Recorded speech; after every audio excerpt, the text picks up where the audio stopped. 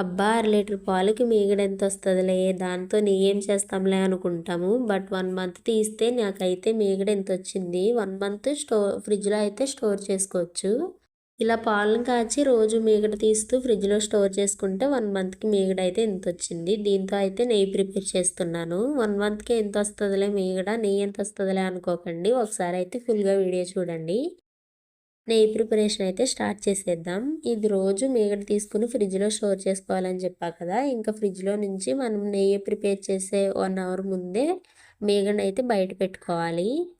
ఈ మీగడని మిక్సింగ్ బౌల్‌లో తీసుకొని కూలింగ్ వాటర్ వేసుకోవాలి. కూలింగ్ వాటర్ వేసుకున్న తర్వాత మిక్సీ పట్టుకోవాలి. ఇలా మిక్సీ పట్టిన తర్వాత వెన్న అలాగే వాటర్ అనేవి సెపరేట్ అయిపోతాయి. వెన్నంతా ఒక గిన్నెలోకి తీసుకొని వేస్ట్ వాటర్ అనేవి తీసేయాలి. తీసేసిన తర్వాత మళ్ళీ సేమ్ ప్రాసెస్‌లో మళ్ళీ వాటర్ వేసుకొని మళ్ళీ మిక్సీ పట్టుకోవాలి. ఇలా మిక్సీ పట్టిన తర్వాత వెన్న అనేది పూర్తిగా సెపరేట్ అయిపోతుంది. వాటర్ అనేవి కూడా సెపరేట్ అయిపోతాయి. ఆ వాటర్ అనేవి తీసేసి మిక్సింగ్ బౌల్‌లో నుంచి వెన్నంతా గిన్నెలోకి తీసేసుకోవాలి. గిన్నెలోకి తీసుకున్న తర్వాత వెన్నని మళ్ళీ ఒకసారి వాటర్‌తో వాష్ చేసుకొని పొయ్యి మీద ప్యాన్ పెట్టుకొని ప్యాన్ హీట్ ఎక్కిన తర్వాత ఈ వెన్ననంతా అందులో వేయాలి. వేసి ఇంకా కలుపుతూ ఉంటే నెయ్యి అనేది ప్రిపరేషన్ స్టార్ట్ అయిపోతుంది. ఈ నెయ్యి మనం ప్రిపేర్ చేసేటప్పుడు ఫ్లేమ్ అనేది లో టు మీడియం ఫ్లేమ్‌లో పెట్టుకొని మనం నెయ్యి అయితే ప్రిపేర్ చేసుకోవాలి. మధ్యలో ఇలా కలుపుకుంటూనే ప్రిపేర్ చేసుకోవాలి.